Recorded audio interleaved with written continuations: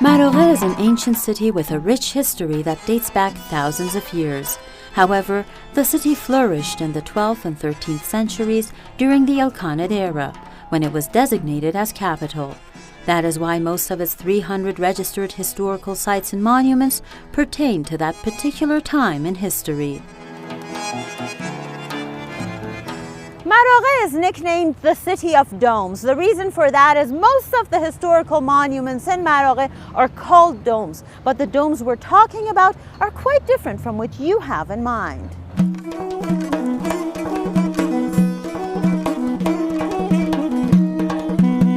مراغه 7 گنبد داشته بدون شک و بی تردید. 4 تا از این گنبدها الان سر پا هستند و قابل بازدیدن. گنبدهای مراغه از این 4 تا گنبدی که سر پا هستند 3 تاشون در دوره سلجوقی ساخته میشن و کوچکترین یا جوانترین گنبدمون و کم سن سالترین گنبدمون گنبد غفاری است که پشت سر من دارید شما میبینید. تنها گنبد ایلخانی موجود ما به سر پا این گنبد برای یادبود ساخته شده و شکی درش نیست. قراسنقر چرکسی برای یادبود ابوسعید بهادرخان ساخته. گنبدهای دیگه ما تنوع کاشی‌ها رنگ نداریم، بیشتر رنگ فیروزه‌ای به کار رفته. ولی روی این بنا ما رنگ فیروزه‌ای و رنگ کبود لاجوردی رو با همدیگه در سردر بنا در قسمت ضلع شمالی بنا کاملا می‌بینیم. When we talk about domes, what we actually mean is tall towers just like this one, made of bricks. These immense structures either served as memorials or were in fact tomb towers. The architecture produced during the period of Ilkhanid rule in Persia is notable for its size, height, and sparkling color of its glazed ceramics. Different shades of blue are predominant because Ilkhanid rulers considered the sky to be sacred. قدیم‌ترین گنبد مراغه گنبد سرخه که ویژگی بسیار از نظر معماری جذاب و جالبی داره، به طوری که اریک شرودر آلمانی اون رو به عنوان شاهکار معماری جهان از منظر آجرکاری معرفی میکنه.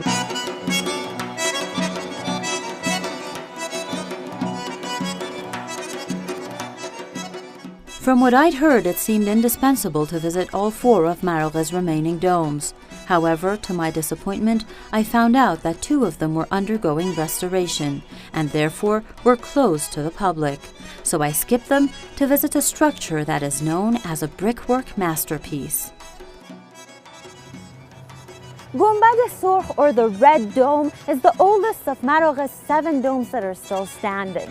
It is called red because of the peculiar color of its bricks, and I have to add that it's an important monument from an architectural point of view. The Seljuk period is one of the most important eras of Islamic art and architecture. Seljuks were great patrons of architecture and ceramics, and in addition to constructing numerous mosques and caravansarais, they are particularly known for their tomb towers, polygonal monuments with exteriors decorated with magnificent brickwork. Their intricate decorative masonry, elaborate portals, and the use of Kufic script as an architectural decorative device is what makes these monuments stand out. They represent Iran's architectural perfection in aspects of technique and variety. ما مجموعه کامل آجرکاری رو یعنی همون شیوه آذری رو یک پک کاملش رو بتونیم پیدا بکنیم، همین گنبد سرخ هست که ما میگیم قرمزه بوش یا برج قرمز، هم گنبد قرمز. المان گنبد سرخ یعنی انتهای مکتب معماری خراسان و تکامل و به نهایت رسیدن مکتب معماری رازی، شیوه معماری رازی، اما آغاز معماری آذری. Generally speaking, decoration has an important role in the history of Iranian architecture. And as I mentioned before, decorative brickwork is one of the special features of Seljuk architecture. The various brick rows used in Seljuk monuments are categorized in different motifs. A combination of bricks and glazed tiles, which were pre-cut, became very common throughout that period, in a way that the incorporation of tiles became a predominant feature in exterior decoration during the following periods. One could argue that the new types of architectural decorations, motifs, and functions that followed were developed based on the modifications made during the Seljuk period.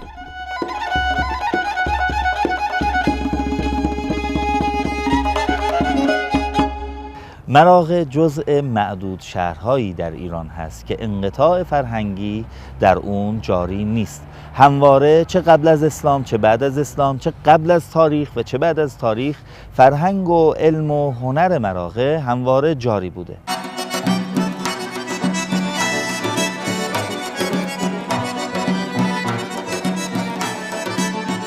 Maragheh has a very long history dating back to the Parthian Empire.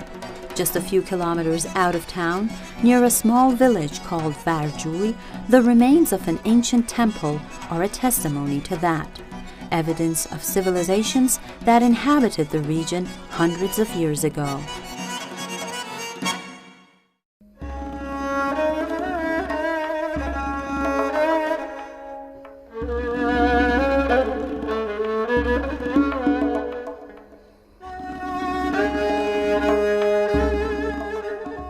We are in one of the oldest Mithras temples still surviving in Iran.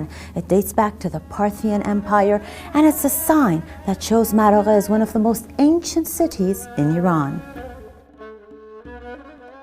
The Mithra, or the Mehr Temple of Varjui, is one of the 4 known Mithras temples in Iran, and it is considered as one of the oldest sites in East Azerbaijan province. Registered as a National Iranian Heritage in 1978, the temple has many interconnecting rooms carved in a rocky underground terrain. Later on, around 700 years ago, this place became a holy shrine for Muslims when one of the descendants of Prophet Muhammad, peace be upon him, was buried here. This is why the locals also call it Imamzadeh Masoom. We've come to Mullah Rostam Mosque, one of the most beautiful, biggest and most prominent mosques in the city. And you should know that the locals believe that this mosque has been an inspiration for Safavid architecture.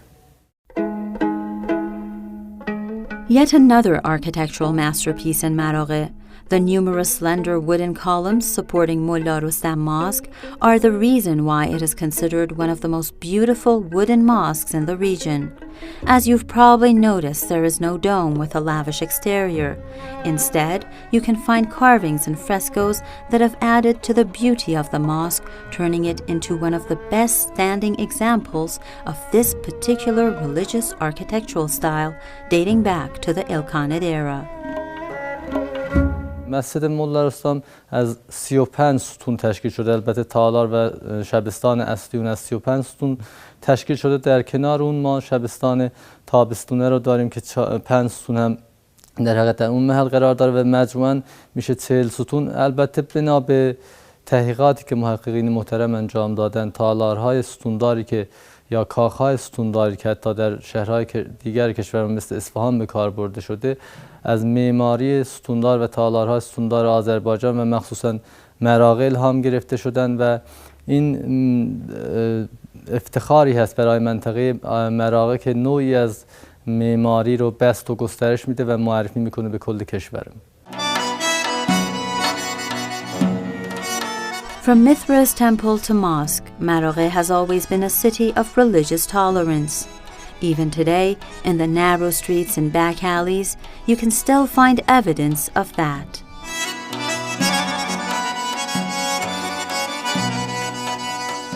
Probably one of the most prominent signs of tolerance and peaceful coexistence of religions in Maragheh is the church that you see right behind me, which is named after St. John the Apostle. I also have to point out that this is the only church in the region.